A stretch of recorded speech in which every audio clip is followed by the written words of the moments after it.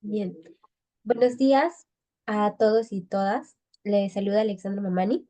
Les quiero extender un saludo cordial de bienvenida a todos los presentes de parte del Taller de Derecho Constitucional de la Universidad Nacional Mayor de San Marcos. Continuando con nuestra quinta sesión de las conferencias internacionales sobre la teoría del derecho, en esta oportunidad tenemos el agrado de contar con la participación de la profesora Natalia Escabuso, quien abordará el tema los participantes y observadores ante las reglas de derecho. Para ello tendremos una primera parte que consistirá en la disertación de nuestra invitada. Seguidamente habrá una ronda de preguntas por parte de los miembros del taller y el público en general presente. Y finalmente se aperturará un espacio de palabras finales. Para tales efectos, previamente deseo que me permitan mencionar brevemente la trayectoria académica y profesional de nuestra invitada. Ella es investigadora postdoctoral de la Universidad de Bolonia, Italia, doctora en Filosofía del Derecho y Bioética Jurídica en la Universidad de Génova, Italia, abogada y máster en Derecho y Argumentación Jurídica, ambos títulos obtenidos en la Facultad de Derecho y Ciencias Sociales de la Universidad Nacional de Córdoba, Argentina, integrante de la redacción de la revista Análisis y Diritto y Discusiones, docente de posgrado en el Máster in Global Rule of Law and Constitutional Democracy y el Máster de Cultura Jurídica dictados por la Universidad de Génova, Italia, y la Universidad de Girona, España, entre otros. Su trabajo de investigación se centra principalmente en el análisis del discurso normativo y el estatuto epistemológico de la ciencia del derecho, y en cuestiones de metodología en teoría del derecho y argumentación jurídica. Sin más, les doy paso a nuestra ponente para que pueda empezar la ponencia. Estimada profesora, usted tiene la palabra. Muchísimas gracias, Alexandra, y muchas gracias, Franco, por la invitación. Bueno, por el interés en discutir aquí cuestiones sobre mi trabajo. Así que voy a compartirles pantalla con una pequeña presentación para que sea más fácil seguir la discusión. Les cuento que me invitaron a presentar y me sugirieron el tema sobre observadores y participantes sobre las reglas del derecho, lo que en realidad me dio mucho gusto porque es el tema con el que empecé a estudiar teoría del derecho y filosofía del derecho cuando empecé a hacer mi máster de argumentación jurídica. Y cuando empecé, una vez me dijeron que estos temas ya no interesaban a nadie, que eran cuestiones que habían perdido interés en los años 60, por lo que ahora la verdad que se siente como un halago que haya interés por volver a revisitar estas cuestiones. Creo que son sumamente interesantes. Yo siempre que vuelvo a plantear la discusión y a volver a revisitar este tema, encuentro nuevos insights, nuevos puntos interesantes para discutir sobre muchas cuestiones: argumentación jurídica, metodología, interpretación del derecho. Y esta vez que estaba preparando la presentación para hoy, volví a reentender cuestiones que creo que me habían quedado sueltas a mí misma. Así que creo que es una buena ocasión para volver a presentar el tema y para que surjan nuevas discusiones. Que como dicen que en filosofía nada se inventa, todo se va transformando y vamos descubriendo nuevas problematizaciones. Dicho esto, vamos a hablar sobre observadores y participantes sobre las reglas del derecho. ¿Qué es lo que me interesa a mí en particular de este debate? Existe un debate de la teoría del derecho que se publicó en el año 1996 en la revista Análisis y Diritto, pero había tenido lugar el debate en el seminario así llamado de Imperia, entre Juan Carlos Bayón y Eugenio Bulín, sobre si existía la posibilidad de identificar objetivamente al derecho. ¿Podemos tener una identificación objetiva del derecho? Esta era la cuestión. Y en esto discutían. Bayón decía, no se puede. Los teóricos del derecho positivistas creen que puede haber una identificación objetiva del derecho, pero esto no puede lograrse, y él da sus argumentos, y Bulin ensaya una especie de defensa a la tesis positivista de la identificación objetiva del derecho. ¿Qué era lo que sucedía? Bayón decía, miren, observadores y participantes en realidad lo que hacen es identificar cosas diferentes porque están usando distintos conceptos de derecho y de reglas. Mientras que Bulin, por su parte, negaba esto y sostenía que no usaban distintos conceptos, que usaban un mismo concepto, que identificaban lo mismo y que a lo sumo el concepto podría ser un concepto vago. Esta crítica que realiza Bayón la han realizado de distintas formas otros autores. Podemos encontrar, por ejemplo, en Nino, también esta idea de que distintos teóricos del derecho, distintas teorías del derecho, en realidad están considerando el derecho de distinta forma, utilizan, asumen distintos conceptos de derecho. Lo que aquí respecta, lo que les voy a presentar hoy es un poco en profundidad este debate, cuáles son los argumentos que da Bayón, cuál es la respuesta que da Bulin. Pero para eso vamos a hacer un pequeño recorrido. En un primer momento vamos a ver de dónde viene esta distinción entre observadores y participantes, que es la que ellos se apoyan en su debate. Luego vamos a hacer algunas especificaciones sobre la idea de las normas jurídicas y de las reglas sociales, para ver si podemos identificarlas así sin más a las normas jurídicas como reglas sociales o no. Ha habido críticas a esta idea de entender las normas jurídicas como reglas sociales, así que nos detendremos allí. Luego sí nos vamos a adentrar específicamente en cuáles son los argumentos que sostiene Bayón y cuáles son los argumentos que usa Bulin para criticarlo.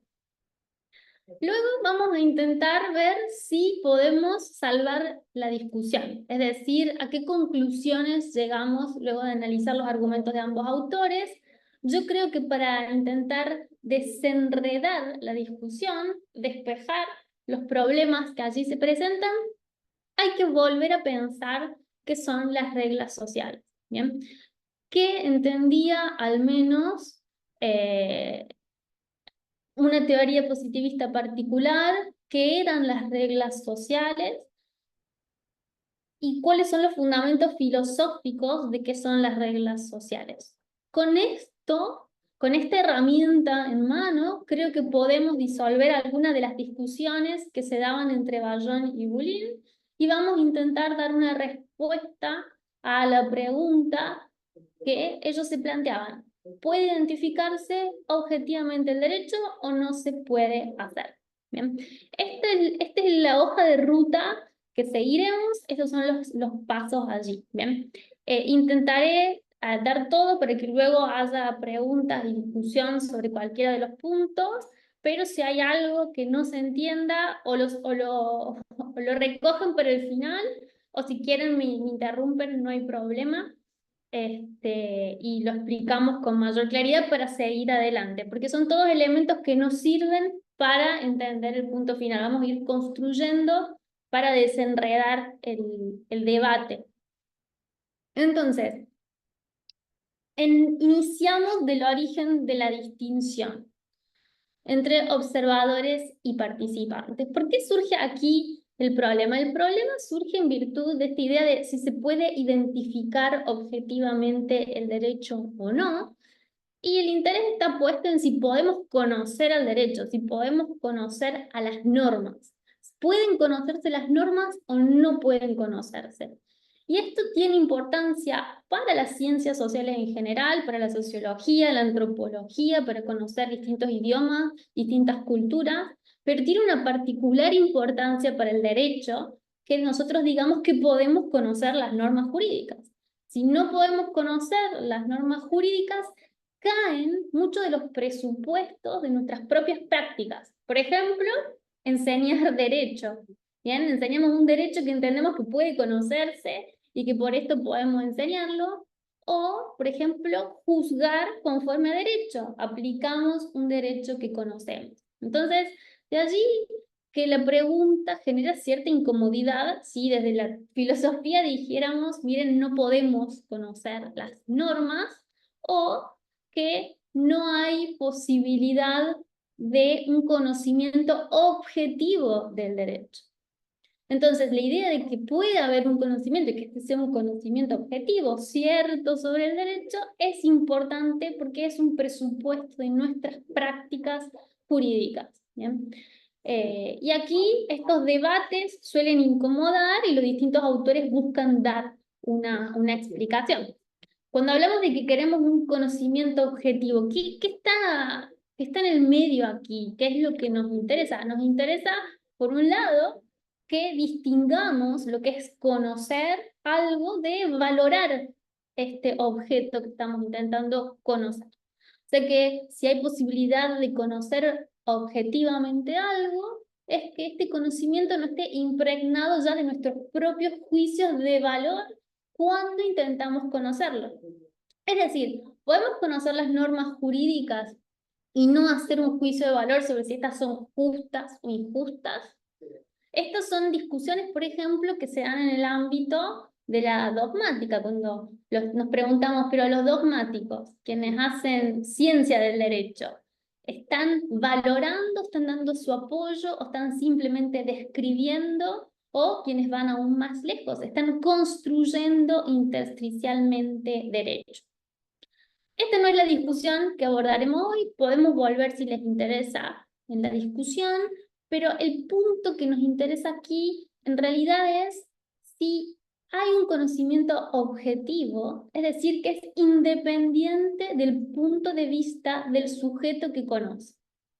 Si nosotros decimos que el conocimiento depende de la posición del sujeto cognoscente, es decir, de la posición del sujeto que conoce, entonces negamos que pueda haber un conocimiento objetivo del derecho. Esta es un poco la discusión en la que vamos a ingresar y, como les decía, les anticipaba, Bayon dice, miren, no hay conocimiento objetivo. ¿Por qué? Porque participantes y observadores están conociendo desde distintos puntos de vista, por lo tanto conocen distintas cosas. Lo que hace Bullying, veremos, es negar esto y decir, no, ambos están conociendo lo mismo. Entonces, hasta aquí llegamos con la importancia de por qué nos interesa este debate. ¿Y de dónde surge este debate? Claramente, la distinción entre observadores y participantes surge de la famosa distinción en teoría del derecho de Helbert Hart, allí está presente, entre punto de vista interno y punto de vista externo. que creo que vale la pena volver a Hart. Ya sé que lo conocen seguramente en su mayoría, y sé que en otra sesión, creo que el profesor Calceta les ha hablado algunas cuestiones de Helbert Hart, pero volveré, porque hay cuestiones centrales que nos van a servir para las críticas que abordaremos. ¿Qué hace Helbert Hart? Helbert Hart en el 60, justamente cuando a mí me decían que estos temas se acabaron, publica el concepto de derecho. El concepto de derecho es su libro, que en realidad era un manual de estudio para estudiantes de grado, pero que ha tenido suma repercusión y ha sido una de las obras más influyentes en lo que es la filosofía y teoría analítica del derecho.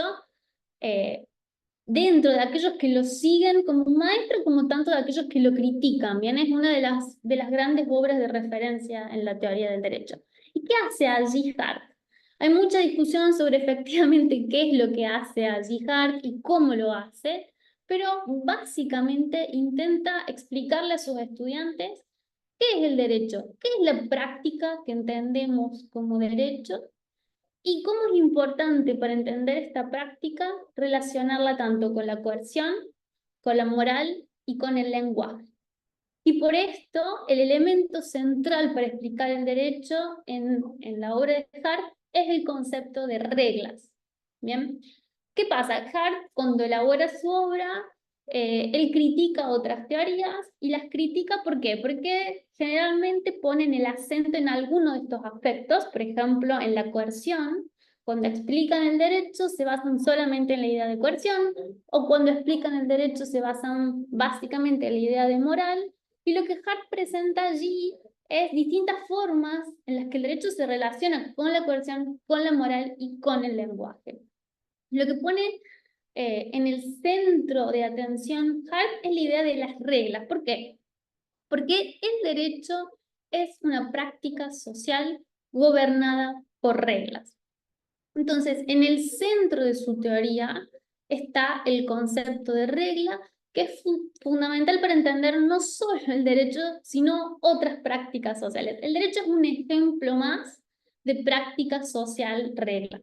Un ejemplo muy importante porque justamente el derecho produce nuevas reglas y está condicionado por sus propias reglas, y las reglas del derecho son pervasivas en nuestra vida, regulan casi todos los ámbitos de nuestra vida. Por eso las reglas son inescapables aquí y son además metodológicamente el eje del concepto de derecho. Entonces, vamos a las reglas. ¿Qué son las reglas? ¿Qué dice Hart sobre qué son las reglas? Aquí nos quedaremos solo para entender la distinción entre participantes y observadores en un aspecto un poco más superficial de las reglas, que es lo que dice Hart allí en el concepto de derecho. Dice, miren, cuando estamos ante reglas, vemos dos cosas. Vemos, por un lado, que las personas se comportan siempre de la misma manera, hay una conducta convergente, que es lo que él denomina el aspecto externo de las reglas. Por ejemplo, vemos que las personas, cuando van a un negocio y tienen que pagar la mercancía que han adquirido, por ejemplo, pensemos en un supermercado, y se dirigen a la caja a pagar, siempre se colocan una detrás de la otra. Este ejemplo no lo dice Hart, es un mal ejemplo, este es solo culpa mía, pero bueno, la idea es esta. Cuando estamos delante de reglas podemos ver que las personas se comportan de una manera recurrente, siempre de la misma forma. Esto que podemos observar es lo que él llama el aspecto externo de las reglas. Pero no es todo. Cuando estamos delante de las reglas, no solamente podemos observar esta reiteración de la conducta, sino que además existe otra cuestión que es central, y es el aspecto interno de las reglas. ¿Qué quiere decir esto? Que estos sujetos que se comportan de la misma forma ven que esta conducta está justificada. ¿Qué quiere decir? Que hay un estándar, una pauta de conducta que les permite realizar la conducta de esta forma y criticar las desviaciones de esta conducta.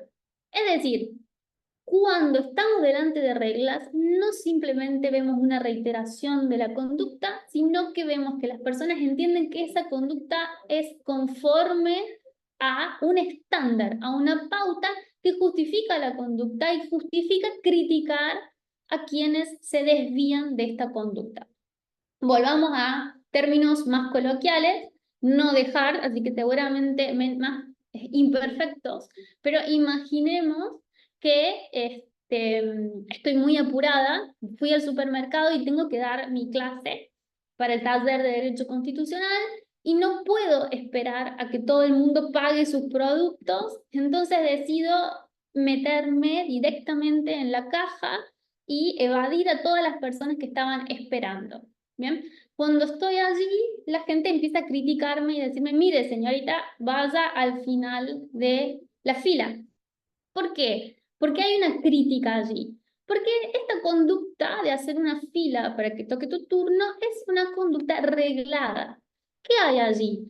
La gente se comporta siempre de la misma forma, entiende que esta es la forma en la que debe comportarse y hay una crítica que se entiende justificada a quienes no se adecúan a esta forma de comportamiento.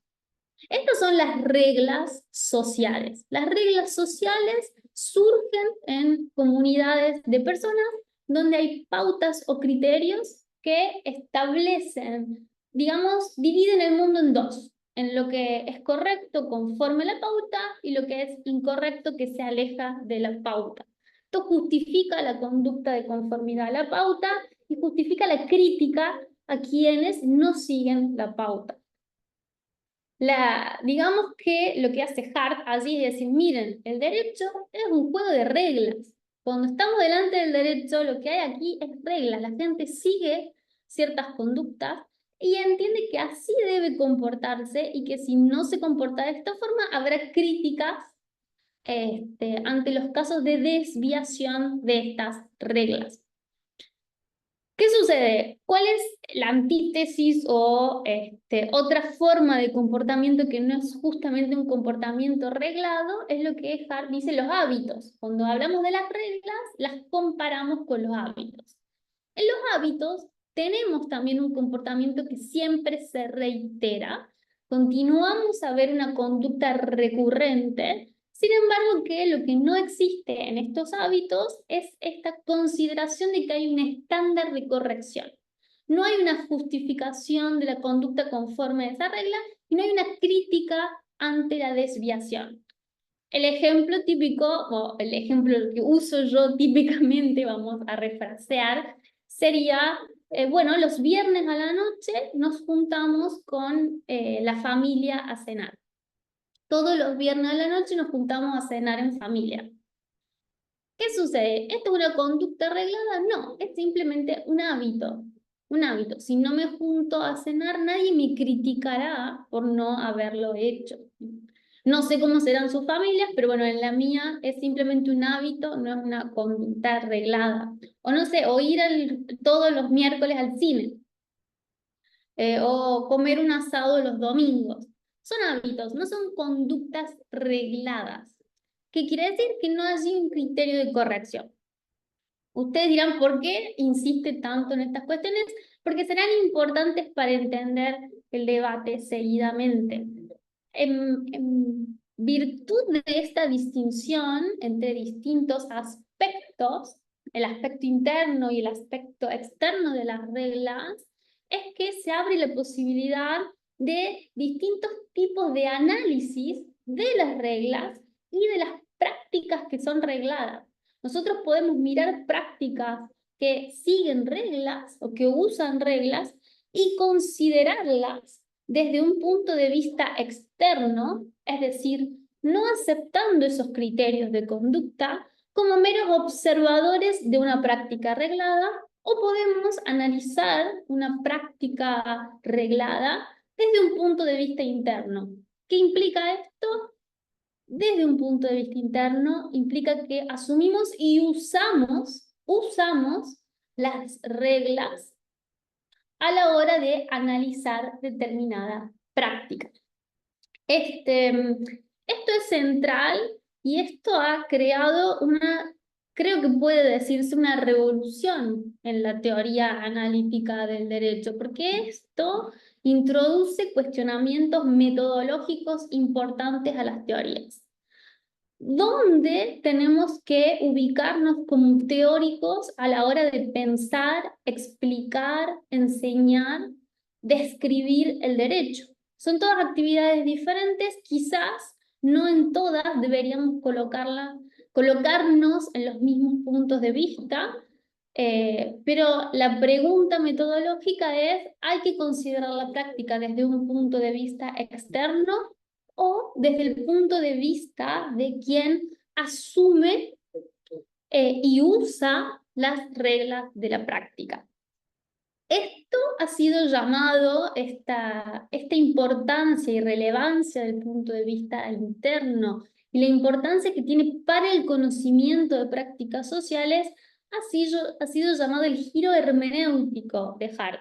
Y surge, les leeré solamente, no voy a leer mucho, solo les voy a leer una pequeña cita porque me parece muy relevante en este punto de Hart, cuando él dice que muchas oscuridades y distorsiones sobre los conceptos jurídicos y las instituciones surgen de que no se ha prestado suficiente atención al aspecto interno, que es el punto de vista de quienes no se limitan a registrar y predecir la conducta que se adecua a las reglas, sino que usan las reglas como criterios o pautas para valorar su conducta y la de los demás. Es decir, para analizar conceptos e instituciones, dice Hart, es importante considerar el punto de vista interno. Entonces, las preguntas es, bueno, ¿qué punto de vista debemos asumir para describir y conocer al derecho? Si debe asumirse el punto de vista interno, ¿implica esto que va a ser diferente el derecho que se identifica desde un punto de vista o desde el otro? Si esto es así, el problema al que llegamos es el problema de la objetividad. ¿Por qué? Porque el conocimiento va a depender de la posición del sujeto cognoscente, de la posición del sujeto que quiere conocer al derecho. Si el conocimiento cambia según la posición del sujeto que conoce, aquí ya no habría objetividad del conocimiento. Aquí está el corazón del problema, ¿bien? Vamos a avanzar un poco más sobre las aclaraciones. Esta distinción entre puntos de vista, de donde surge la distinción entre observadores y participantes, hay que aclararlo. Ha sido muchas veces usada en filosofía, en distintas áreas de la filosofía, no solo en la teoría del derecho o filosofía del derecho, sino en otras áreas, y no siempre se la usa con los mismos significados. O sea, son locuciones que se pueden utilizar con distintas finalidades. Por ejemplo, en la propia teoría del derecho, también otros autores como Alf Ross hace referencia a los aspectos o puntos de vista interno y externo, pero con un significado o sentidos que son diferentes a aquellos que utiliza Hart. Así que tengan en cuenta siempre esto. Cuando ustedes ven esta referencia, no siempre se está hablando de puntos de vista con el mismo sentido. Y aquí, si la noción de punto de vista puede ser ambigua porque se la usa de distintas formas, a mayor medida lo es la de observadores y participantes. Intentaremos desambiguar observadores y participantes porque yo creo, spoiler, que parte del problema entre Bayón y Bulin es que no están de acuerdo quiénes son participantes y quiénes son observadores. Pero vayamos paso a paso.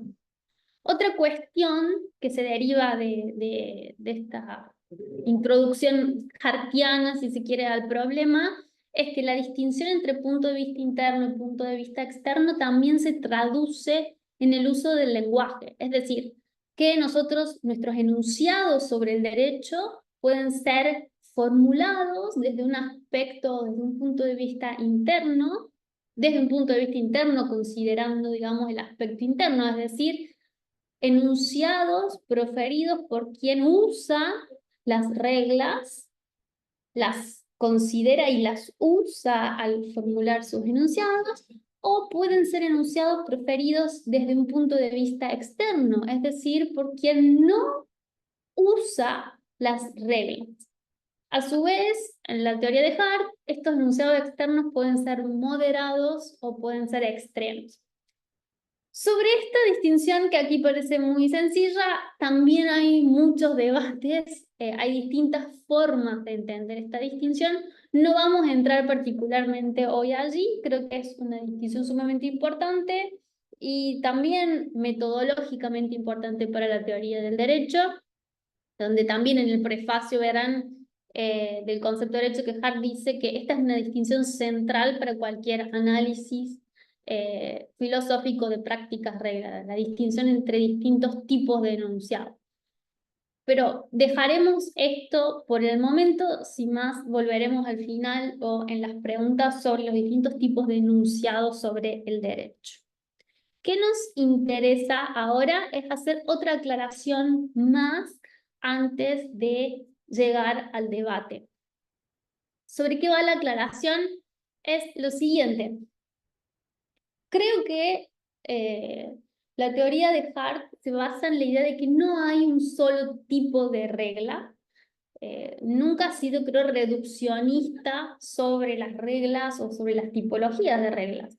Justamente la idea de que el derecho es una práctica reglada que surge porque encontramos reglas de distintos tipos, muestra esto. Y él dice, miren, el derecho es una práctica reglada donde tenemos dos tipos generales de reglas, las reglas primarias y las reglas secundarias. Las reglas primarias son aquellas que nos dicen qué cosas son, que algo es obligatorio, permitido o prohibido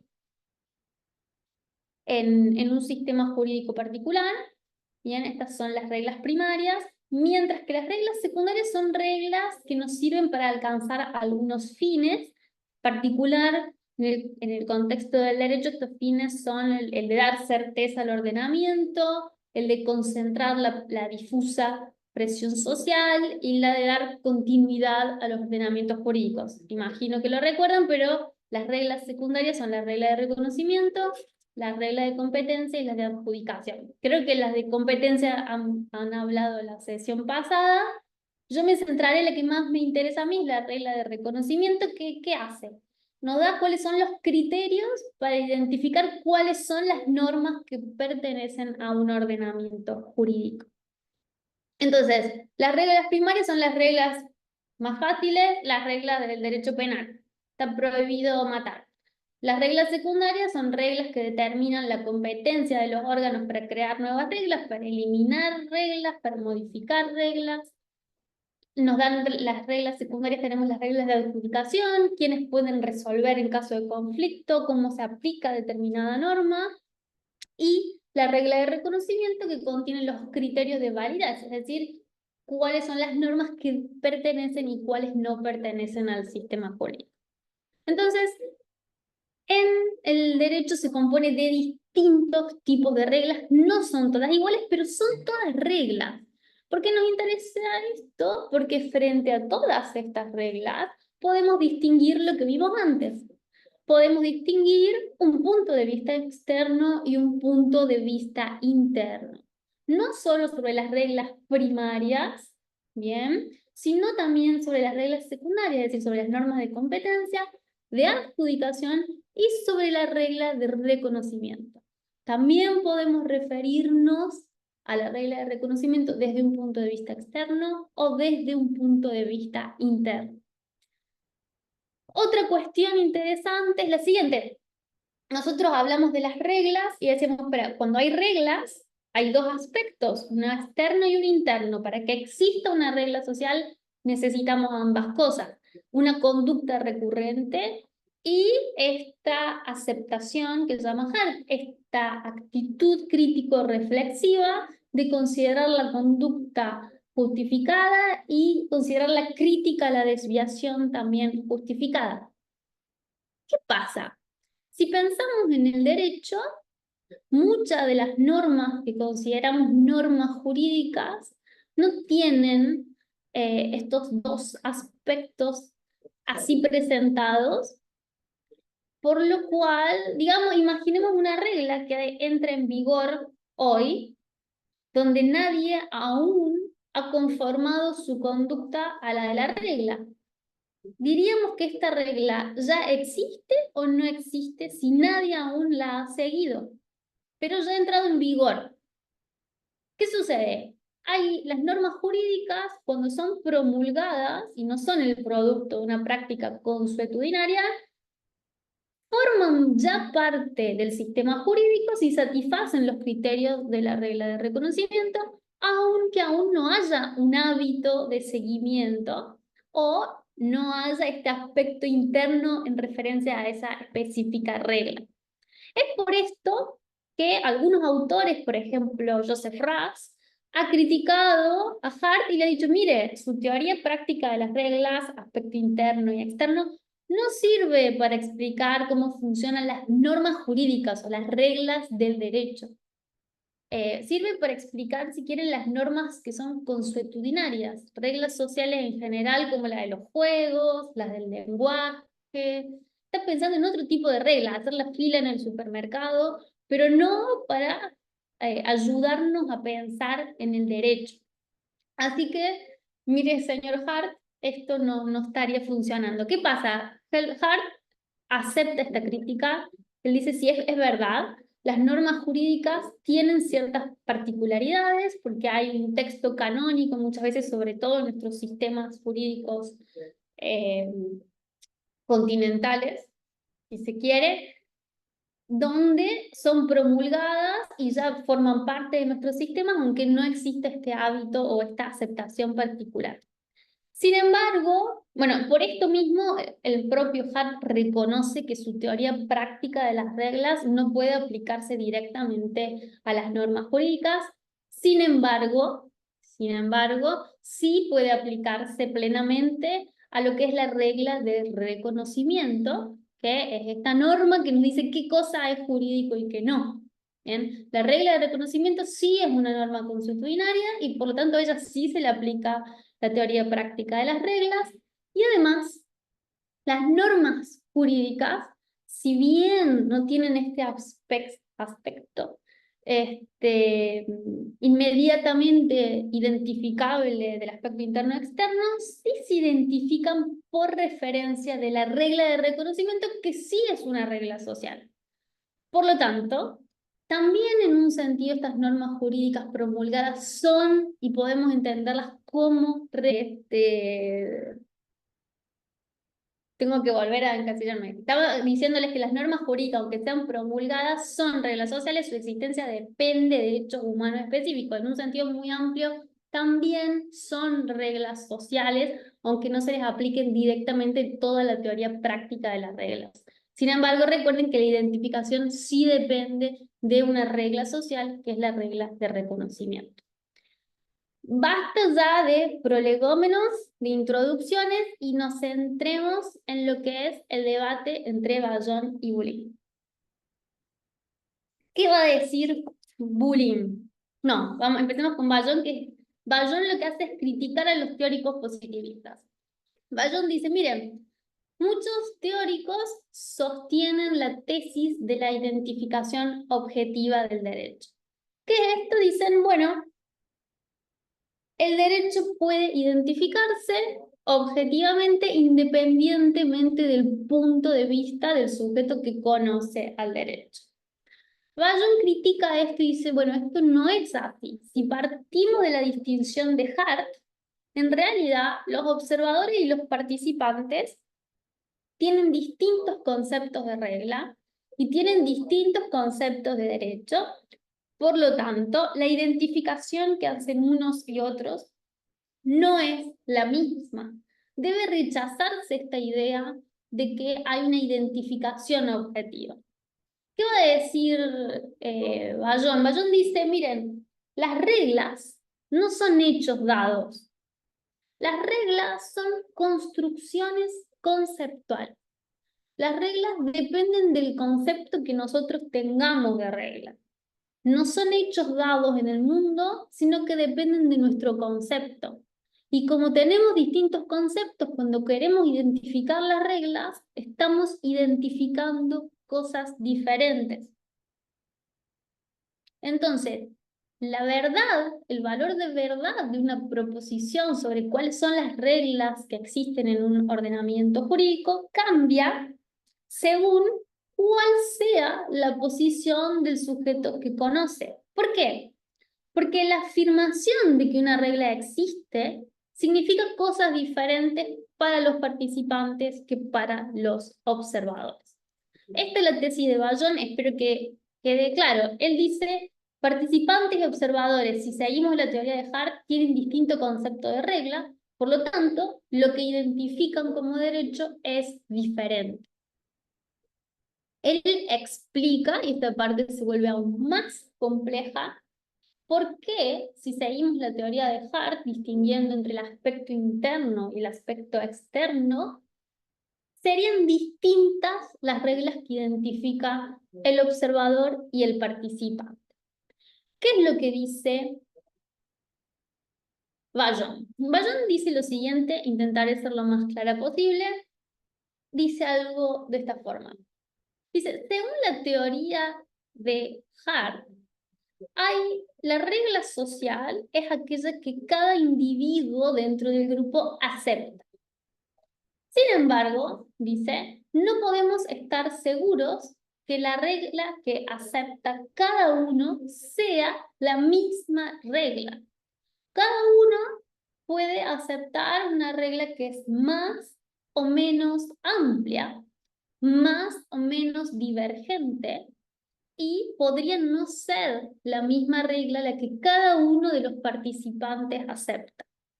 Por lo tanto, un observador externo, dice, cuando quiere ver cuál es la regla que existe en una práctica, solamente debería ver cuál es la convergencia o el aspecto en el que coinciden cada uno de los participantes. Y entonces, para el observador, la regla social existente sería la convergencia o área común entre las reglas que acepta cada uno de los participantes de una práctica. Sé que es complejo, lo voy a volver a explicar de otra forma. Lo que está haciendo Ballón aquí es lo que otros han dicho, que es un individualismo metodológico extremo. Él entiende aquí que cada aceptante sigue una regla y que aquí las reglas funcionan como entidades, si se quiere, epistémicas privadas, donde nunca sabemos del todo si las otras personas de la práctica están siguiendo la misma regla o no. Por ejemplo, si voy al supermercado y yo sigo la regla de que cada uno que llega debe colocarse en la última posición de la fila, yo no puedo estar segura si la persona que llega luego de mí está siguiendo la misma regla que sigo yo o sigue una regla parecida, más o menos amplia. Por ejemplo, sigue la regla de que debo colocarme en la posición final de la fila a menos que tenga menos artículos y entonces puedo pasar adelante. O puede venir otra persona que siga la regla que diga, debo colocarme en la última posición a menos que haya una mujer embarazada, y entonces debo dejarla pasar. No podríamos, según este argumento, saber cuál es la regla que cada uno de nosotros está siguiendo. Las reglas funcionarían como aquella pauta que cada uno de nosotros sigue operativamente en su cabeza, literalmente. Y entonces el observador, quien va a ver una práctica social, cuando quiere saber cuál es la regla que existe, tendría que hacer como un promedio de lo que considera cada uno de los participantes de esa práctica.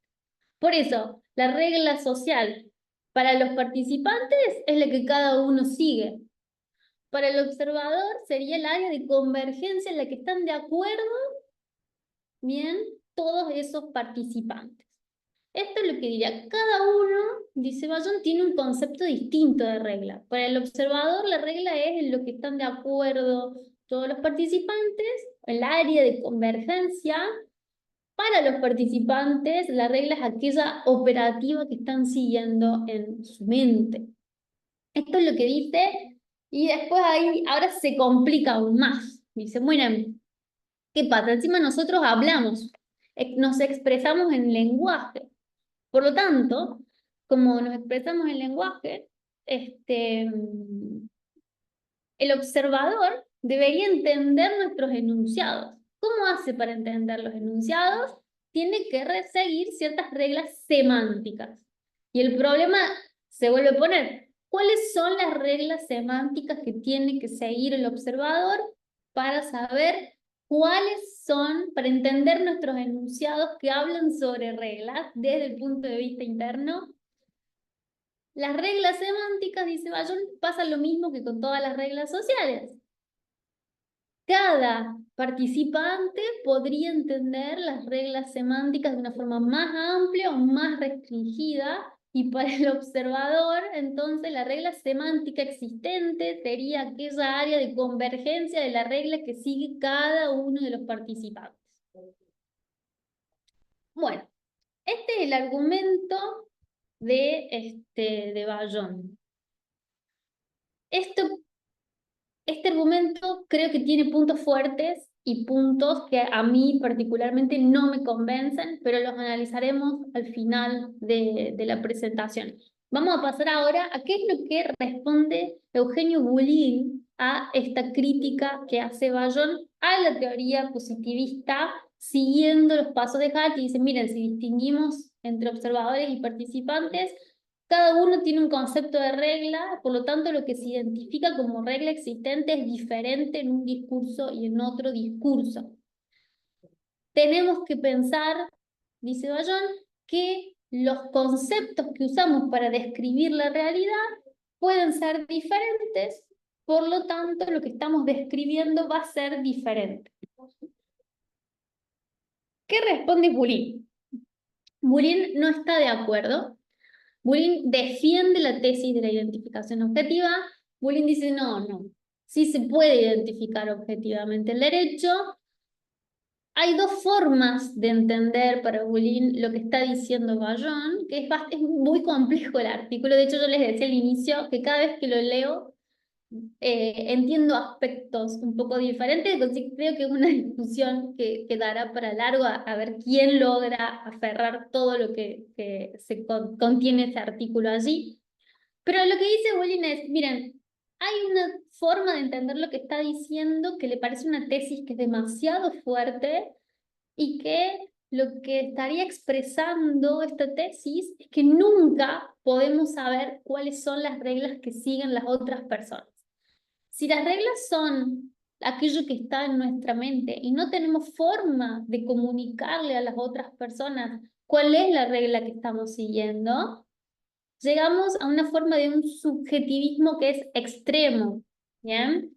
Si esto es así, nunca habría posibilidad de comunicarnos con los otros, no habría posibilidad de que tengamos un lenguaje compartido, y de esta forma ni siquiera podría haber un discurso de los participantes y uno de los observadores. Se perdería la posibilidad de comunicación en sí. Si las reglas fueran efectivamente aquello que está en nuestras mentes, y ni siquiera podríamos comunicarlo en lenguaje, porque al comunicarlo en lenguaje, para entender lo que decimos, tenemos que usar otras reglas, que tampoco podemos conocerlas.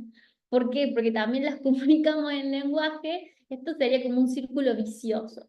Esta forma de entender el argumento haría que no pudiera ser posible la comunicación. Por lo tanto, sería una tesis a rechazar, según Boulin.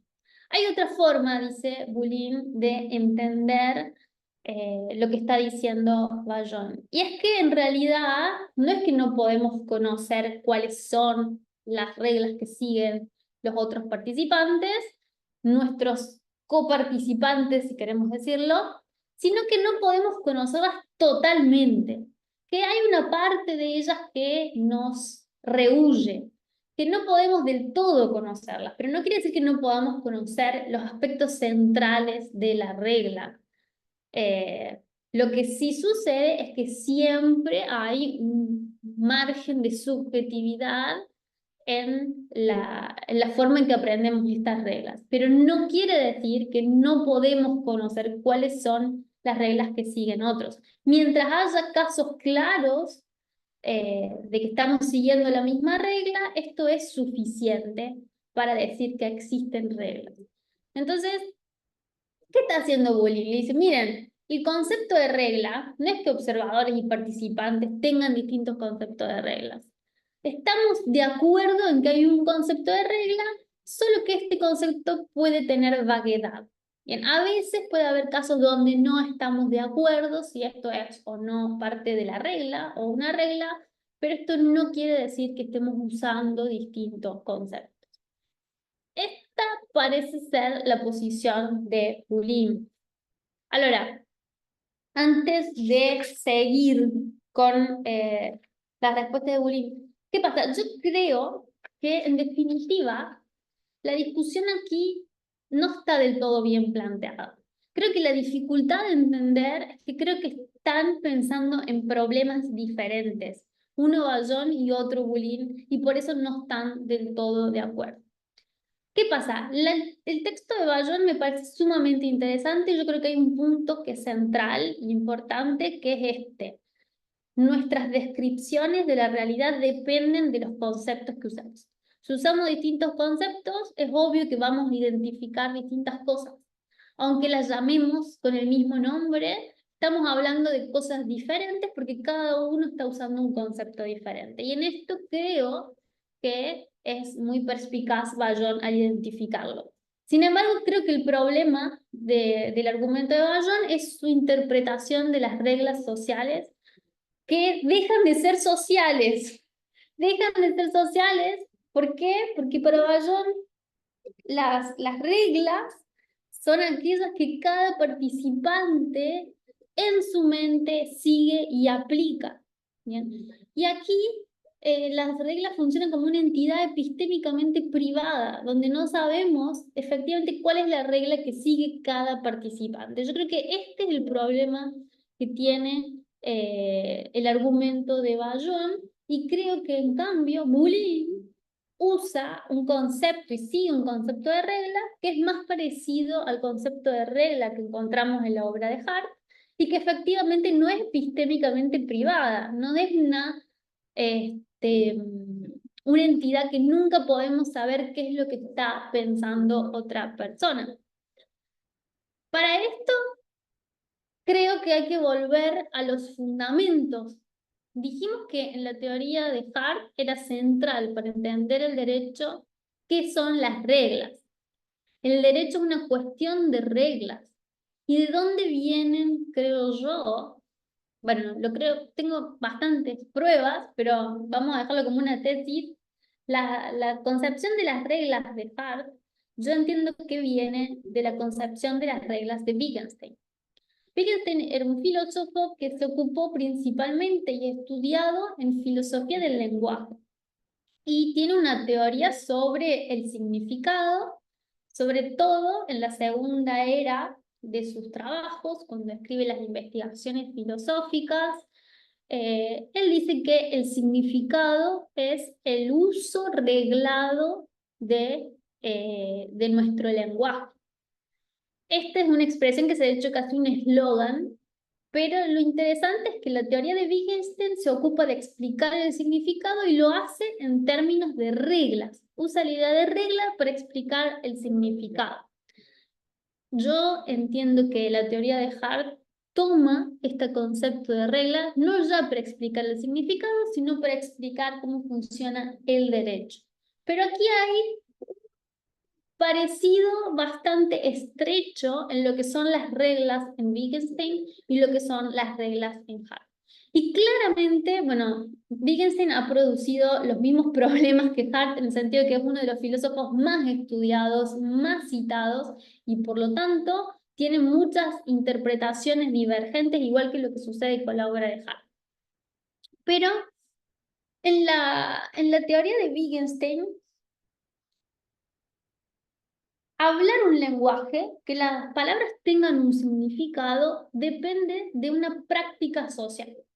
El uso del significado, el significado es un uso que se da en un contexto social, en lo que él llama un juego del lenguaje. En estos juegos del lenguaje es que nosotros usamos el lenguaje para hacer determinadas cosas. En estos juegos del lenguaje, la regla consiste en la explicación que nosotros damos, bien, a este uso que hacemos. Y de esta forma, además de la regla explicar el uso que hacemos, lo que hace la regla es determinar cómo va a estar bien utilizado el lenguaje en los casos futuros. Entonces, la regla consiste en la forma de explicar lo que hacemos y de justificar hacia el futuro estos usos. ¿Qué sucede? Hablar un lenguaje es un fenómeno público, ¿bien? No es un fenómeno privado. Nosotros aprendemos a hablar el lenguaje, aprendemos a participar en los juegos del lenguaje, como hablando, llevando a cabo estos juegos del lenguaje, y pueden explicarnos cómo hacerlo, pero generalmente aprendemos viendo cómo otros realizan, cómo otros hablan, cómo otros usan el lenguaje, cómo otros critican a quienes lo usan mal, cómo otros justifican sus propios usos del lenguaje. Entonces, el lenguaje surge porque hay ciertos acuerdos en la forma en que se usa este lenguaje, en cómo se justifican estos usos y en cómo se critica a quienes no lo usan de esta forma. ¿Qué es seguir las reglas del lenguaje? Es saber usar el lenguaje, es saber hablar en un contexto determinado, es saber, por ejemplo, que yo les digo muchas gracias por su atención, estoy cansada, me voy. Ustedes entienden qué significa esto y somos competentes porque estamos entrenados a saber lo que significa esto que yo les estoy diciendo. Entonces, las reglas en el lenguaje son la forma que en una comunidad acordamos cómo debemos usar en el futuro y explicamos los usos que hemos hecho en el pasado. ¿Cómo sabemos si existe la regla? Porque hay un acuerdo, aunque no sea explícito, hay un acuerdo en que las reglas se usan de la misma forma y que en el futuro se seguirá haciendo de esta forma, y hay juicios que hacemos sobre estas aplicaciones y el acuerdo está sobre la aplicación y sobre el juicio, ¿bien? Ambos puntos tienen que acordar para la existencia de reglas. A ver, ¿qué es lo importante aquí? Lo importante aquí es que las reglas son sociales. Yo puedo equivocarme individualmente en seguir una regla, puedo seguirla mal. Y no quiere decir que, bueno, yo sigo una regla, ustedes siguen otros. La regla social, yo me equivoco y la comunidad me criticará. Hará un juicio por mi aplicación incorrecta, por mi seguimiento incorrecto de reglas. En la perspectiva o en el uso de las reglas que hace Bayon, cada uno sigue una regla que es mentalmente privada. Por lo tanto, bien, aquí la comunidad no tiene ningún espacio, ningún juego, porque la regla es individual, es de cada uno sigue una regla. La idea de regla que viene de la teoría del lenguaje y que aplica Wittgenstein, las reglas son sociales. Aprendemos a seguir reglas en una comunidad cuando nos dice, mira, no, así no se hace.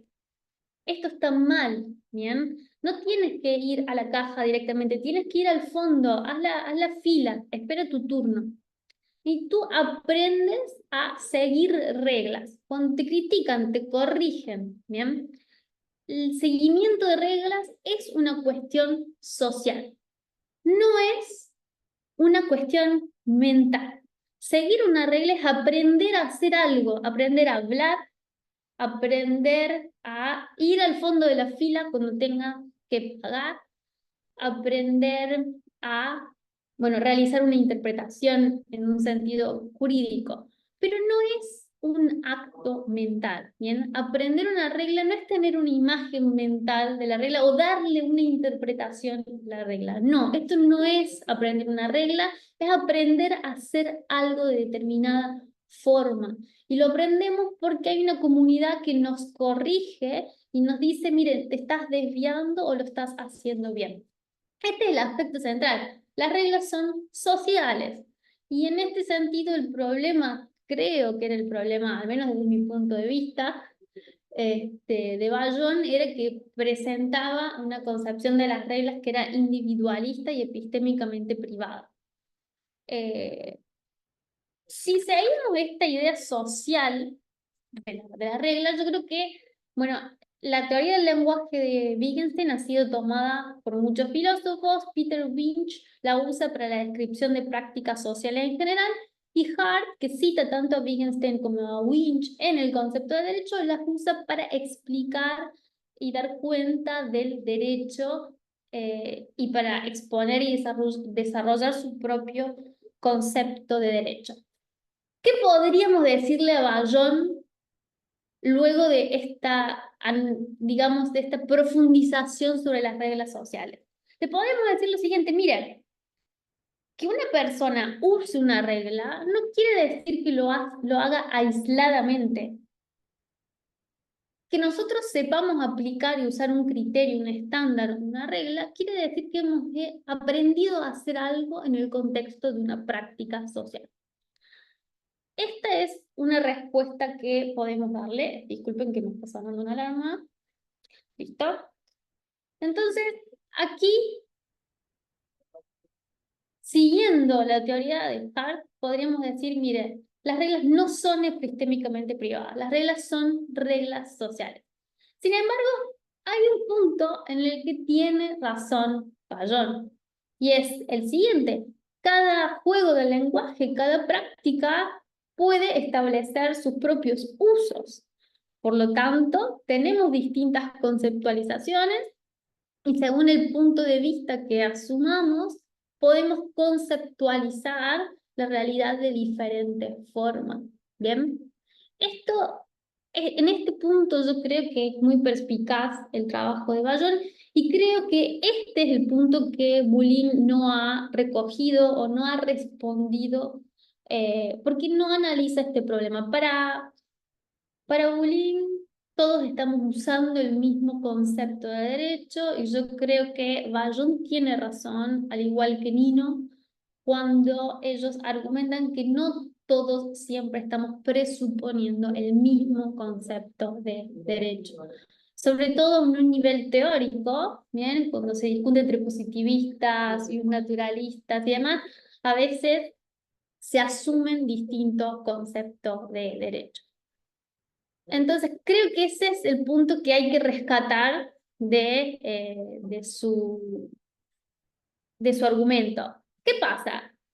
Para disolver el debate o la duda esta filosófica, si pueden o no identificarse objetivamente el derecho, yo creo que, conforme a la teoría de Hart, lo primero que tenemos que hacer es ver, bueno, respecto a qué práctica estamos hablando de si alguien es observador o participante. Lo primero que tenemos que hacer es decir, bueno, alguien no es observador puro o participante puro. Somos observadores de un montón de prácticas y somos participantes de otra práctica. Entonces, primero dígame de qué práctica estamos hablando y luego veremos si somos observadores o participantes y luego veremos qué identifica cada uno. Me explico. ¿Cómo puedo explicarme? Pensemos en una práctica arreglada que no sea el derecho para hacerlo más fácil, luego lo llevamos al derecho. Pensemos en, como todo filósofo, no voy a dejar el gusto de hacer la analogía con el ajedrez. Pensemos en el juego del ajedrez. No sé si ustedes juegan o no al ajedrez, pero situación simple, dos amigos míos están jugando bien. Ahí Franco juega, bien, yo tengo otro participante. Pero yo, para el ejemplo, yo no sé jugar al ajedrez y tengo dos amigos míos que están jugando al ajedrez. Claramente diríamos que están jugando un partido y que ambos son participantes, ¿bien? Sobre ese partido hay un sentido obvio en el que todos nosotros somos observadores de ese partido de ajedrez y los participantes allí son las dos personas que están jugando. Aquí es claro quiénes son observadores y quiénes son participantes. Ahora bien, hay un sentido filosófico que creo que es más interesante, en el cual, por ejemplo, Franco, o no sé, Alexandra, o si ellos saben jugar al ajedrez, y ellos están mirando ese partido, hay un sentido en el que también son participantes. Son participantes si saben jugar al ajedrez, es decir, si entienden los movimientos, es decir, si pueden hacer enunciados críticos y decir, por ejemplo, que uno de los participantes se equivocó al mover una pieza dentro del tablero o no se equivocó. En este sentido, ellos serían participantes de forma diversa de alguien que no sabe jugar al ajedrez. Entonces, Franco sabe jugar al ajedrez, Natalia no sabe jugar al ajedrez. Estas dos personas están jugando al ajedrez. Entonces, aquí tenemos tres tipos de sujetos diferentes y respecto a las reglas que nos dicen cómo se juega al ajedrez, podríamos decir que hay tres participantes allí, porque podría haber una discusión sobre si un movimiento está permitido o no, y ellos tres podrían participar y yo no, porque yo no sé jugar al ajedrez. Yo sobre esa práctica soy una simple observadora. No sé, ¿puedo describir lo que sucede? Sí. ¿En qué términos? No en términos de las reglas, porque no conozco las reglas del ajedrez. Puedo describir los hechos que veo, puedo hacer predicciones según cuántos hechos hayas visto en el pasado, sobre qué hechos vendrán en el futuro, pero claramente no puedo describir esa situación en términos de reglas, porque yo no participo en esa práctica específica porque no conozco las reglas del ajedrez. Entonces, este sentido de observadores y participantes es muy diferente al sentido de quienes son los que están efectivamente jugando en un momento. Pensemos ahora esto en el término de derecho, ¿no? Y las implicaciones que tiene esto, porque quienes son participantes de la práctica del derecho ahora no son solo el juez que está juzgando y los abogados que están litigando, sino también los dogmáticos que están intentando estudiar al derecho, que están enseñando el derecho, son participantes de este juego del derecho, mientras que alguien que desconoce cuáles son las reglas de este derecho sería un observador. Bien, entonces, ¿por qué toda esta discusión filosófica? Bueno, para ser más finos, cuando hablamos de observadores y participantes sobre las reglas del derecho, ¿a qué práctica nos estamos refiriendo? Bien, a la práctica, y aquí va una posible solución al dilema, a la práctica de decir qué quiere decir derecho, o a la práctica de identificar cuáles son las normas válidas de un sistema jurídico. Vuelvo para atrás para hacerlo más claro. Helbert Hart, también disculpen que soy monotemática, pero con esta disertación he vuelto al primer amor. Él distingue dos problemas. Una es identificar el derecho o el concepto de derecho de lo que es identificar qué es derecho en un ordenamiento jurídico particular. No es lo mismo por la pregunta ¿qué es el derecho? De cuál es el derecho en Argentina, en Perú, en Italia, en España. ¿Bien? Son preguntas diferentes. Una, ¿qué quiere decir derecho? Y otra es cuáles son las normas, qué es obligatorio, permitido o prohibido en un ordenamiento jurídico determinado. Cada una de estas preguntas se responde siguiendo distintos tipos de criterios. ¿Bien? La primera, ¿qué es derecho? Siguiendo ciertos criterios que la profesora Cristina Redondo denomina criterios conceptuales sobre qué es derecho. Y en esto podemos tener distintos conceptos de derecho, es lo que está allí diciendo Vaillant. Miren que si conceptualizamos de distinta forma qué es derecho, vamos luego a reconocer distintas cosas o entender de distinta forma la afirmación de que una norma es una norma válida, porque estamos entendiendo cosas distintas por derecho. Esto es una discusión sobre el concepto de derecho. ¿Cuál es el concepto de derecho de cada teoría del derecho? ¿Cuál es el concepto de una teoría del derecho que asume el punto de vista del participante o de una teoría del derecho que asuma un punto de vista externo? ¿Bien? Esta es una discusión sobre los criterios conceptuales de qué es derecho.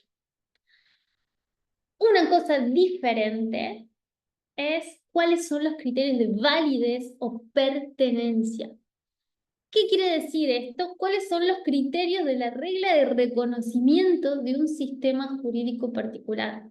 ¿Para qué nos sirven estos criterios? No para saber qué quiere decir derecho, sino para saber cuáles son las normas de Perú, del sistema jurídico peruano, cuáles son las normas del sistema jurídico brasilero, cuáles son las normas jurídicas del sistema jurídico argentino. Aquí estamos haciendo una cosa diferente, no nos estamos preguntando qué quiere decir derecho, nos estamos preguntando cuál es el derecho. Entonces, aquí ya no estamos usando conceptos en este sentido, criterios para determinar qué quiere decir derecho, sino cuáles son las normas que pertenecen a un ordenamiento jurídico. Y a esta pregunta creo que es la que se está refiriendo Bulín. Bulín dice, miren, los teóricos positivistas claro que identifican objetivamente el derecho, pero porque lo que está diciendo Bulín es que un teórico positivista no dice, miren, distintas teorías pueden asumir distintos conceptos de derecho. No es eso lo que está pensando Bolívar. Bolívar lo que está diciendo es, miren, no importa si usted está aplicando el derecho o simplemente lo está estudiando. Lo que dice Bolívar es, de todas formas, ambos usamos los mismos criterios de validez y podemos identificar cuáles son las normas que pertenecen a un ordenamiento jurídico. Entonces, ¿cómo disolvemos el conflicto si observadores y participantes identifican o no el mismo derecho? Lo disolvemos porque aunque están usando las mismas palabras, yo entiendo que ambos autores están refiriéndose a distintos problemas. Y aquí lo interesante de la filosofía analítica, creo. Creo que acá el problema es que Bulín está pensando en la identificación de cuáles son las normas que pertenecen a cada sistema. Y esto es independiente de quién haga esta identificación, pero no del todo. ¿Qué pasa? Si seguimos, creo yo, lo que vimos antes sobre Hart, para identificar el derecho, para saber qué normas pertenecen, hay que usar los criterios que nos da la regla de reconocimiento. La regla de reconocimiento nos da los criterios para identificar cuáles son las normas válidas. Entonces, ¿quiénes van a ser participantes en relación a esta práctica de identificación de normas válidas? Quienes saben cómo identificar las normas de un sistema jurídico particular. Todos ellos son participantes. Entonces, cuando Bolín nos dice, no, tantos participantes como observadores pueden identificar el derecho, bueno, sí, en un sentido pueden ser observadores. ¿Por qué? Porque no está juzgando, no es el juez o no es el abogado o la abogada que están defendiendo una causa, pero es el dogmático que está queriendo conocer o enseñar el derecho. Bueno, no. Si prestamos atención a esto que yo les acabo de decir, este dogmático es un participante de la misma forma en que Franco sería, por ejemplo, un participante en relación a este partido de ajedrez. ¿Por qué? Porque conoce esas reglas y puede entrar en una discusión sobre los movimientos correctos o no correctos dentro de ese juego, cosa que yo no podría hacer porque sería una observadora. O sea que en este sentido, respecto a un concepto de derecho que ya se asumió desde el punto de vista positivista, podríamos aún distinguir observadores y participantes respecto de los criterios de validez de un sistema jurídico particular. Entonces, esta es una forma, creo yo, de disolver un poco el problema, quizás de darle un poco razón a uno y a otro. Creo que el aspecto importante del trabajo de Bulino, el que a mí, de Bayón, que a mí más me interesó, es resaltar esta idea de que puede haber distintos conceptos, puede haber distintas conceptualizaciones, algunas nos van a ser más útiles para hacer ciertas cosas, otras para hacer ciertas otras.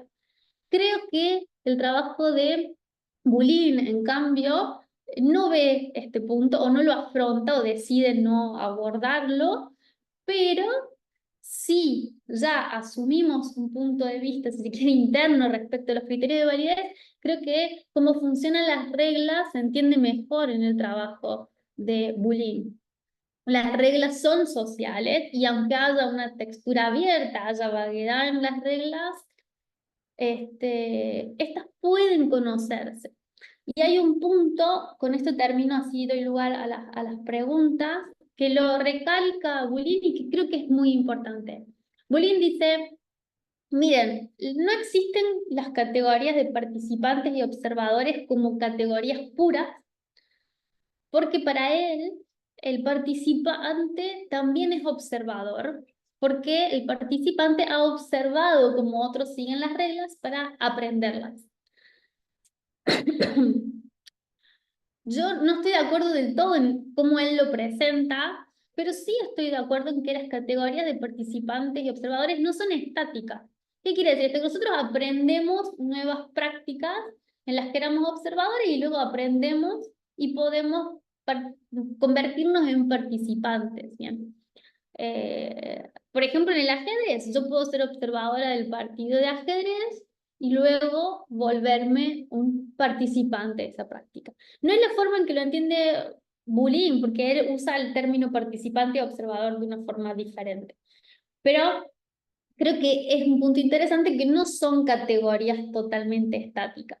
Haré una última referencia, no sé si se entendió bien este último punto, pero para entender la solución, vamos a hacer otra analogía con los juegos, para distinguir entre criterios conceptuales y criterios de validez. Piensen que los criterios conceptuales para saber qué quiere decir derecho serían como los criterios conceptuales para decir qué quiere decir juego. ¿Qué es un juego? Podríamos intentar definir qué quiere decir juego y tener distintos conceptos de juego. Y tendríamos quizás distintas teorías sobre los juegos. Y aquí estamos discutiendo sobre los criterios conceptuales de juegos. Algo diferente sería, por ejemplo, ¿cuáles son las reglas del ajedrez? ¿Cuáles son las reglas del tenis? ¿Cuáles son las reglas de, no sé, el squash? ¿Cuáles son las reglas del cricket? Algo que para mí es totalmente desconocido. Yo puedo saber lo que quiere decir juego y sin embargo no saber jugar el cricket o al rugby. ¿Bien? Puedo saber lo que quiere decir derecho o sistema jurídico y no conocer el derecho español.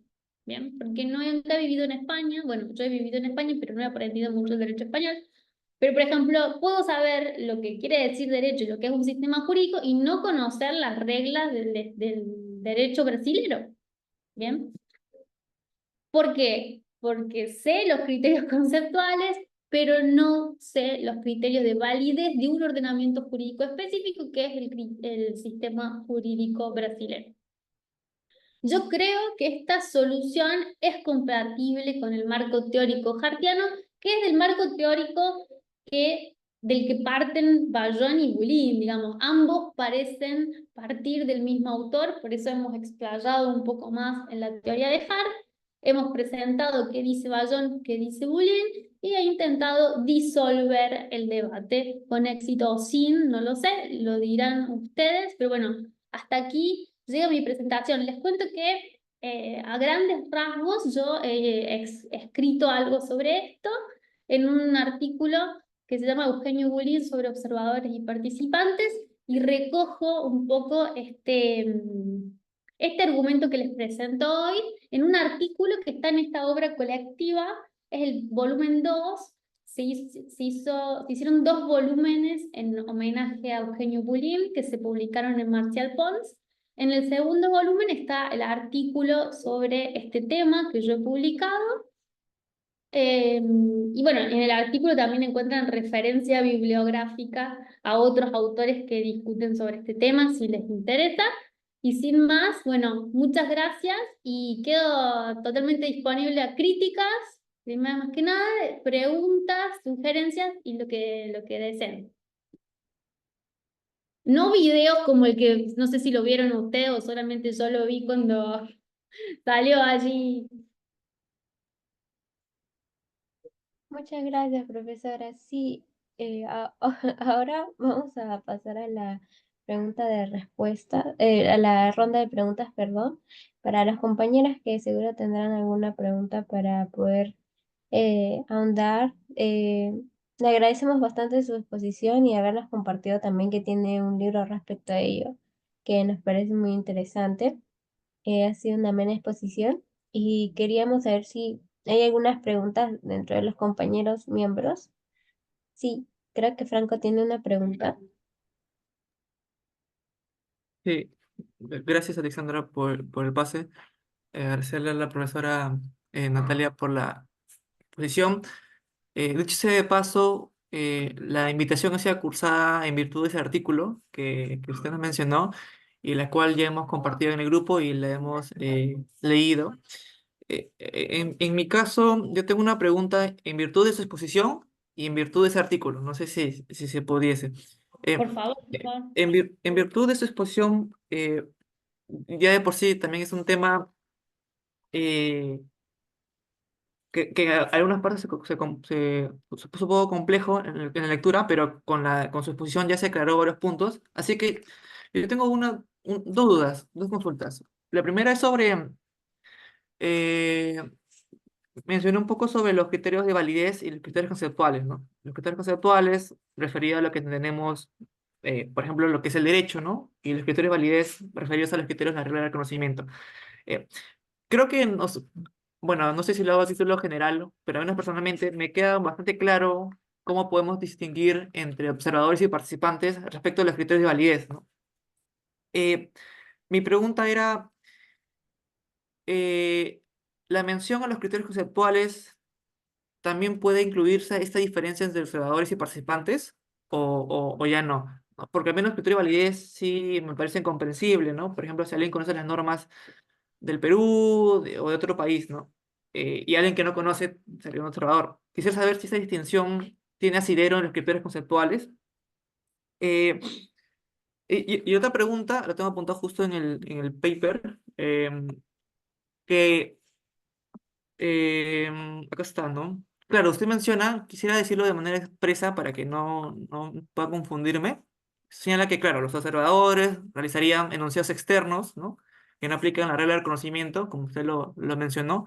Eh, Es más, que esos enunciados expresas en tercera persona indican ciertas normas como parte de su práctica de reconocimiento. Pero aquí está la parte clave. Menciona, aún así, aceptar esta conclusión puede también aceptarse que, aún entre quienes usan los mismos criterios de validez, pueden surgir problemas de textura abierta o desacuerdos en la identificación de las reglas del sistema. O sea, pareciera que entre los propios participantes las personas que conocen cuáles son las normas de un determinado sistema, en un determinado país, por ejemplo, puede haber problemas de textura abierta.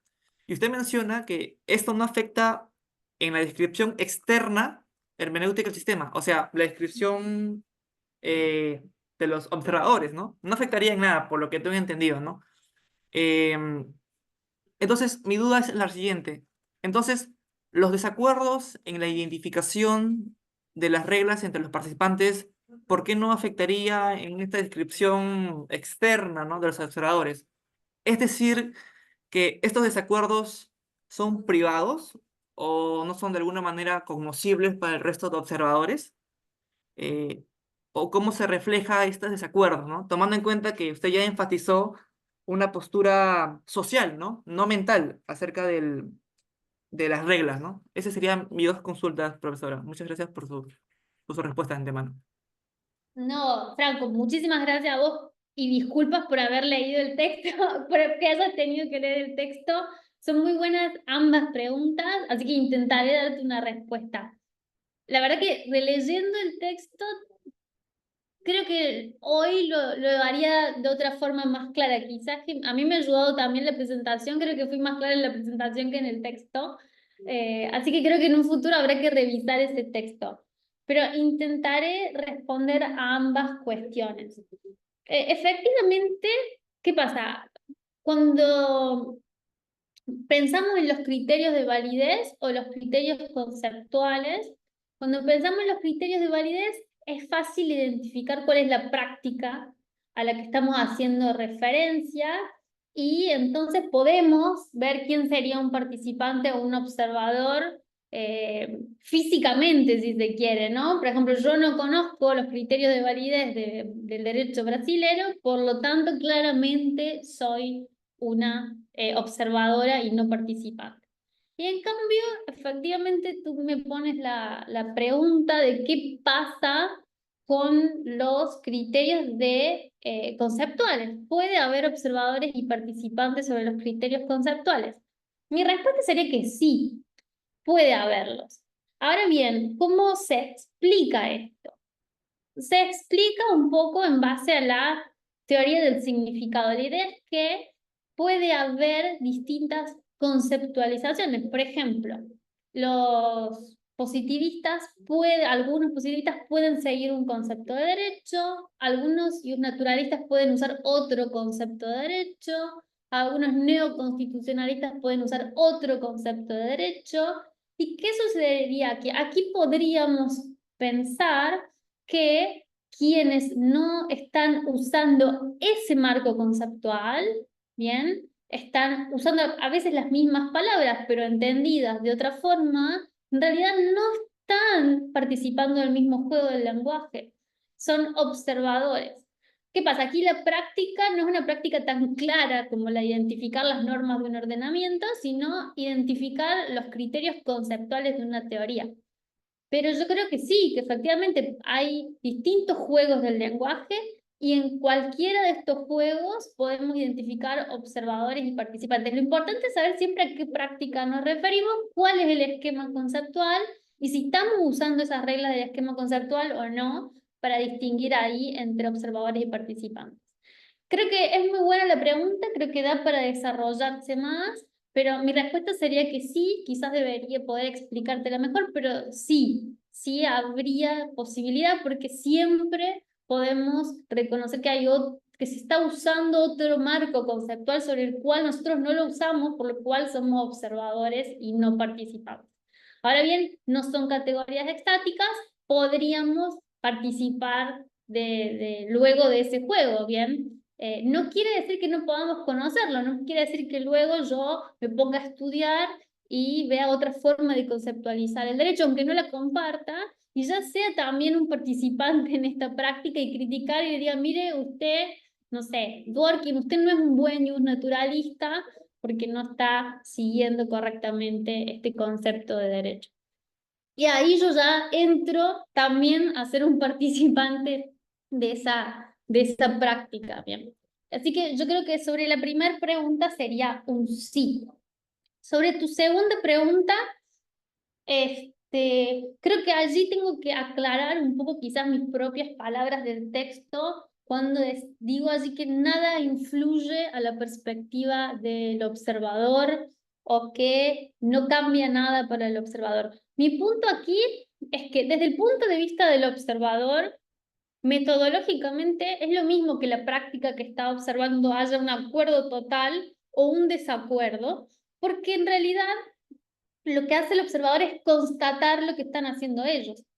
O sea que yo puedo constatar que están de acuerdo o puedo constatar que están discutiendo, pero en ambos casos estoy constatando lo que está sucediendo dentro de esa práctica sin yo decir quién está en lo correcto, si están en lo correcto o no, sino que para el observador no cambia nada. Esto es lo que yo quise decir, no sé si lo he dicho bien o claramente, pero el punto de vista, la idea era, no cambia que haya desacuerdos en una práctica desde un punto de vista del observador. Lo que hará el observador será registrar que sobre ese punto se discute y que los participantes allí no están de acuerdo y que sobre otros puntos de la práctica sí están de acuerdo. Claramente, para que exista una práctica arreglada, requiere que los participantes no estén siempre en desacuerdo. Si hay desacuerdo continuo, sobre todo, cae la práctica, no diríamos que están siguiendo una regla o que están siguiendo una práctica.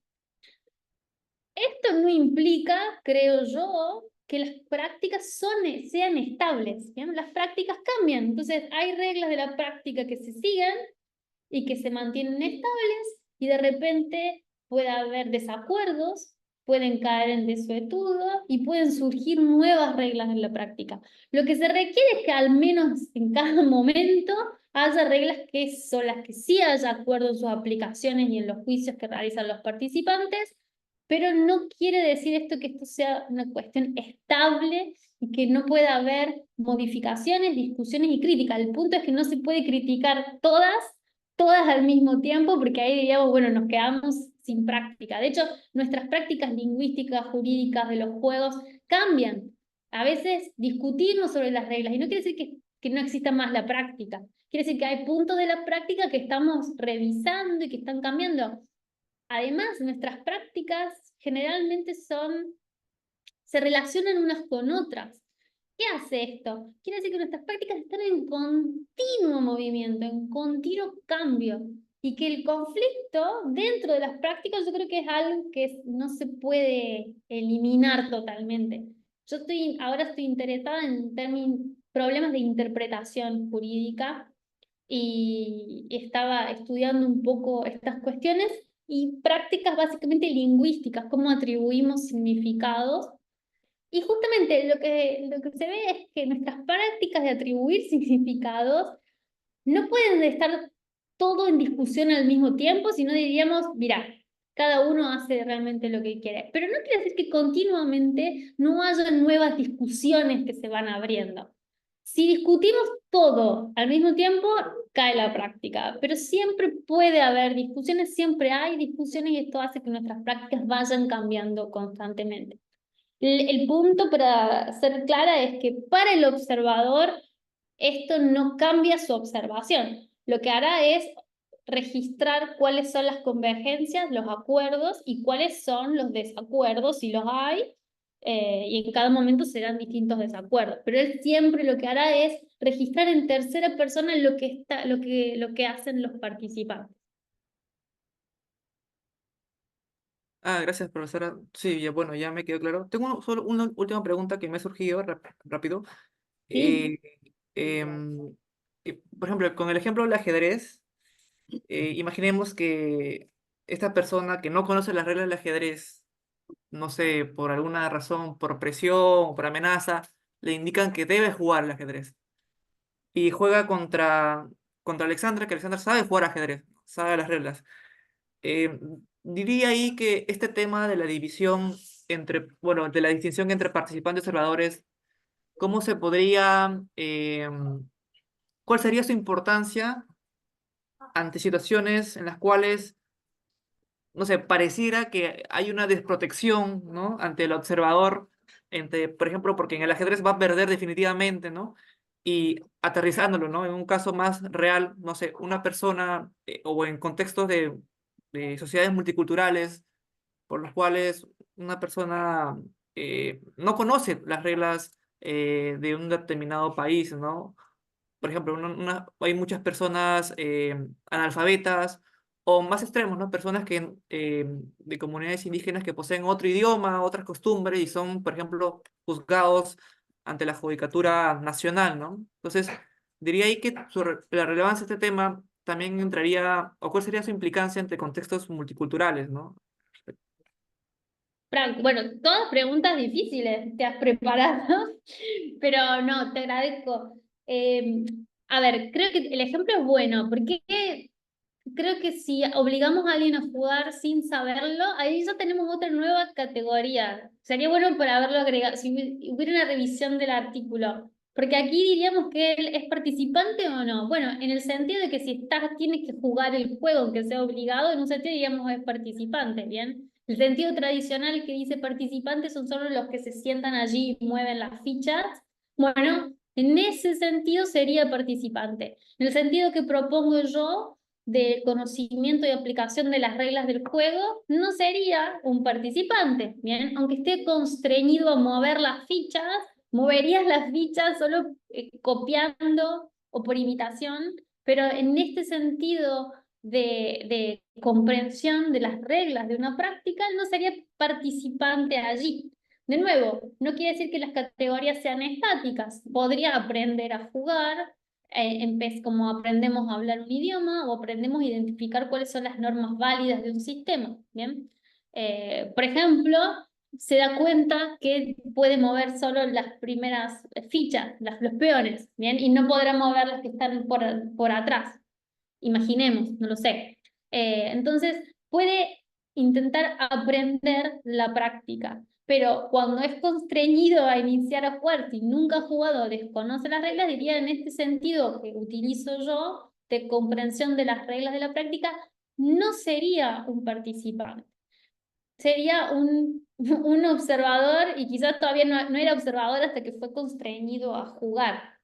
¿Qué pasa con el derecho, no? Y creo que esta es la pregunta interesante. La distinción que yo estoy proponiendo en realidad es metodológica desde un punto de vista para entender cómo funciona el derecho y cómo entendemos las reglas sociales. Claramente no es normativa sobre a quién podemos obligarle a seguir las reglas jurídicas o no.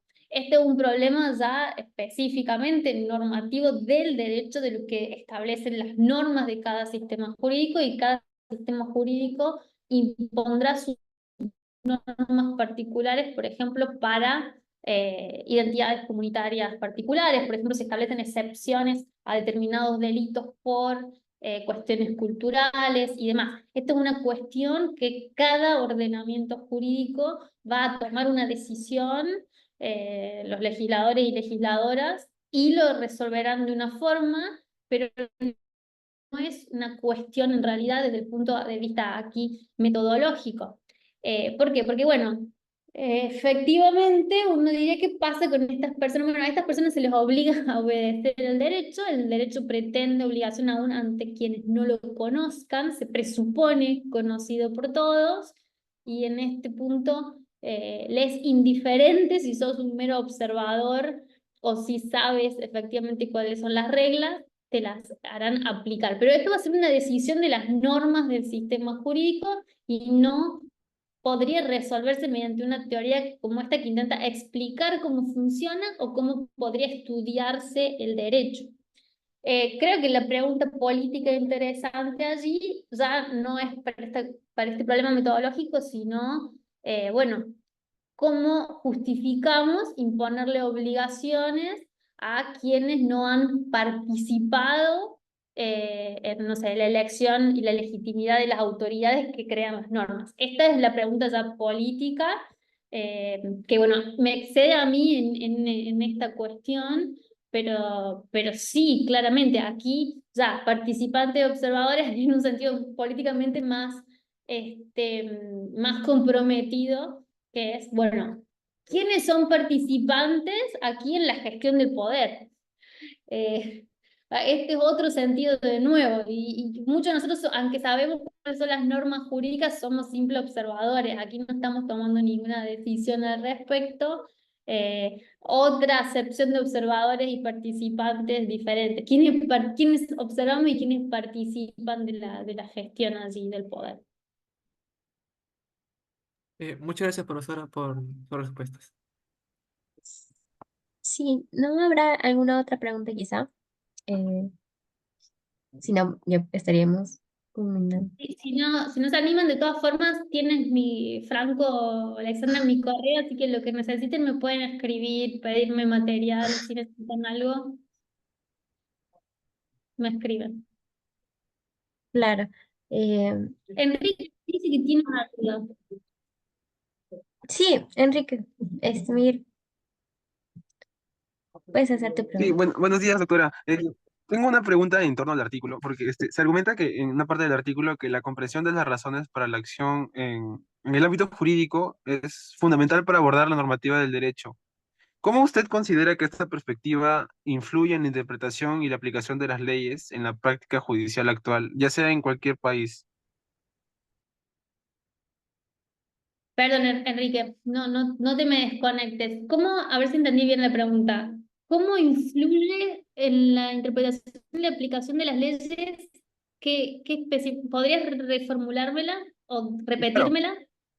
Bueno, es en base al artículo, hay una parte que nos dice que la comprensión de las razones para la acción en el ámbito jurídico es fundamental para abordar la normativa del derecho.